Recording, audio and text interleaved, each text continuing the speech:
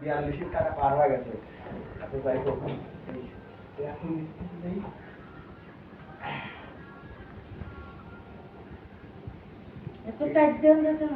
বুঝছি, তোমার মেয়াদ কমানো লাগবে, বুঝছো? মানে তোমার স্বামী তো আসলে বাড়ি থাকে না, ঠিক আছে?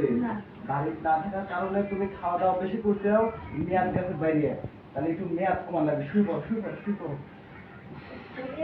আবার এক কামের মধ্যে আর এক কাম করা যায়, ঠিক আছে? তোমার ঘরে কি ফ্যান নাই? আরে ফ্যান নেই মানে যে কি মজা করছে।